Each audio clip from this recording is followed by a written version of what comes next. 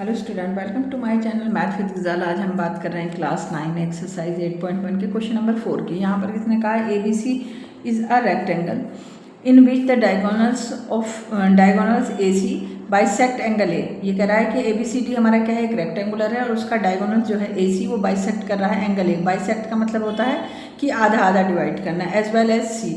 और वो किसको, C को, मतलब ये दोनों आधा आधा डिवाइड कर रहे हैं। तो शो दैट द ट्रायंगल, ये जो यहाँ पर इसने रेक्टेंगल दे रखा है कि ABCD इज अ स्क्वायर। तो फर्स्ट पार्ट में इसने ABCD ऑफ स्क्वायर पूछा है हमने। यहाँ पर देखो एक हमने रेक्टेंगुलर बना लिया क्योंकि उसने हमें ये गिवन है, और एक डायगोनल्स हमने कह दिया, यहाँ पर AC कह दिया। और इसने कहा है कि जिसमें AC जो है वो ये जो AC डायगोनल्स है ये बाइसेक्ट कर रहा है इसको यहाँ और यहाँ। तो हम कुछ सेलेक्ट कर लेते हैं। मान लो यहाँ पर हमने x माना और ये मान लिया हमने y, इसको हम 1 मान लेते हैं और इसको हम 2 मान लेते हैं। तो जो गिवन है पहले तो वो ही लिख देते हैं हम कि ABCD इज अ रेक्टेंगल, जो हमें गिवन जो भी दे रखा है। और एक हम ये लिख देते हैं कि AC बाइसेक्ट कर रहा है किसको, एंगल A को और C को। और शो द, अब हमें प्रूफ क्या करना है, ABCD इज अ स्क्वायर, यानी एक स्क्वायर की क्या प्रॉपर्टी होती है, स्क्वायर की सभी साइड को हमें इक्वल प्रूफ करेंगे। रेक्टेंगल में तो है ही कि अपोजिट साइड जो है इक्वल होती है, स्क्वायर में क्या होता है, सभी साइड इक्वल होती है। तो देखो जब अगर अपोजिट साइड इक्वल है तो हम कहते हैं ये रेक्टेंगुलर है या पैरेललोग्राम है।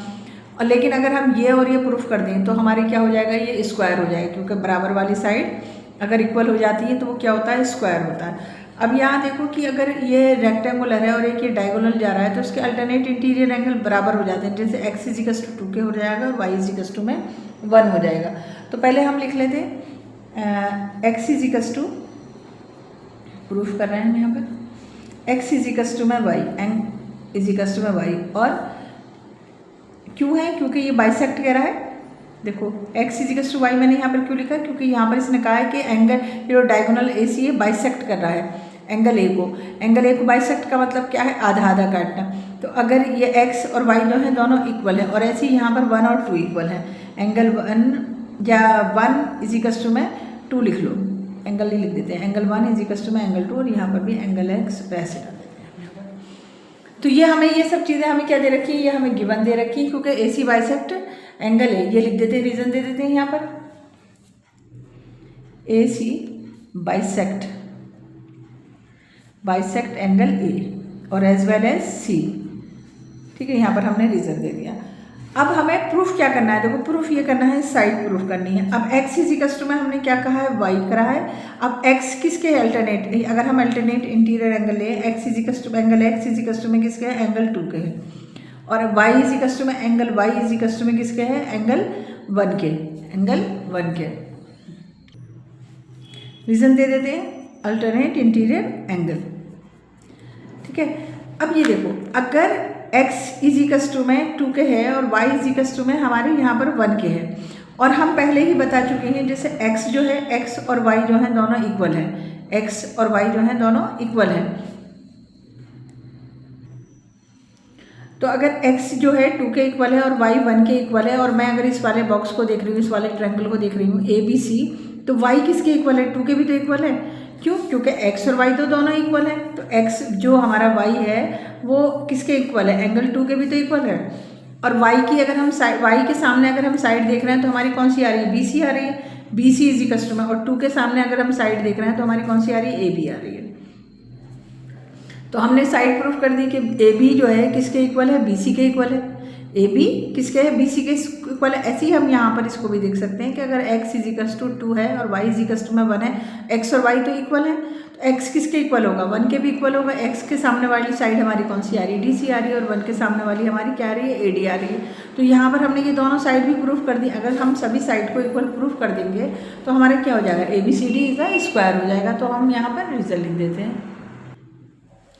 तो देखो अगर हमने बताया है कि अगर एंगल इक्वल होते हैं तो साइड इक्वल होती है, और साइड इक्वल होते हैं तो एंगल इक्वल हो जाते हैं।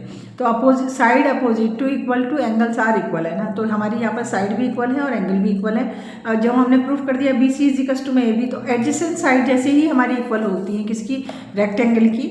एडजेसेंट साइड जैसे ही हमारी इक्वल हुई रेक्टेंगल की, तो हमारा क्या बन गया, ABCD इज अ स्क्वायर। तो हमने फर्स्ट वाला प्रूफ कर दिया। हम यहाँ पर लिख देते हैं ABCD इज अ स्क्वायर।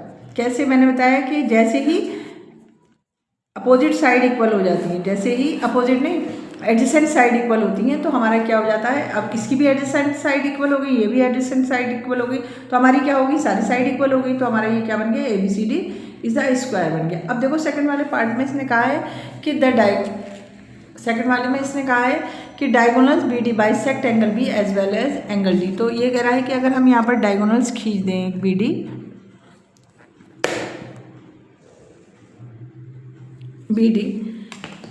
तो वो बाइसेक्ट करेगा एंगल B को और D को, यानी कि ये और ये सब बराबर होंगे। मान लो यहाँ पर हमने ले लिया PQ और यहाँ पर हम ले लेते हैं 3 और 4। तो हमें ये बताना है कि PQ भी इक्वल हो, P = में Q इक्वल हो और 4 = में 3, जैसे कि उसने यहाँ पर हमें गिवन दे रखा था। तो हम इसका सेकेंड पार्ट करते हैं। अब यहाँ पर फिर भी हम फिगर को देखेंगे कि P किसके है, 3 के है equal, Q alternate interior angle और Q किसके है, 4 के है अल्टरनेट इंटीरियर एंगल। तो हमने यहाँ पर करा कि एंगल P जो है इक्वल है किसके, एंगल 3 के, और एंगल Q इक्वल है किसके, एंगल 4 के इक्वल। ये क्या है, अल्टरनेट इंटीरियर एंगल है, अल्टरनेट इंटीरियर एंगल हमने यहाँ पर लिख दिया। देखो अगर P 3 के इक्वल है ना, हमने यहाँ पर देखा P3 और Q किसके है, 4 के। अब हमने जब ये कर लिया तो हम इसको देखो, अभी हम फर्स्ट पार्ट में इसको हम क्या प्रूफ कर चुके हैं, स्क्वायर प्रूफ कर चुके हैं। तो अगर P 3 के इक्वल है और 4 Q के इक्वल है तो P ये वाला अगर मैं इन ट्रायंगल AB इसमें देखूँ ABD में, अगर मैं यहाँ पर इन ट्रायंगल ABD में मेरी AD इक्वल टू में AB है, क्यों है ये भी, क्योंकि अभी मैं इसको स्क्वायर प्रूफ कर चुकी हूँ। क्या करा है, इसको हमने साइड ऑफ स्क्वायर लिख देते हैं, यहाँ पर साइड ऑफ स्क्वायर हमने यहाँ पर लिख दिया। अब मैंने देखो अभी हमने बताया है इसमें कि अगर एंगल इक्वल तो साइड इक्वल हो जाती है और साइड इक्वल तो एंगल आल्सो इक्वल। अगर इसको हम इरेज करते हैं यहाँ से, इसको हटा देते हैं, यहाँ देखो, अब ये देखो इसमें D, ये जो हम AB देख रहे हैं, AB इसके सामने कौन सा एंगल आ रहा है, P।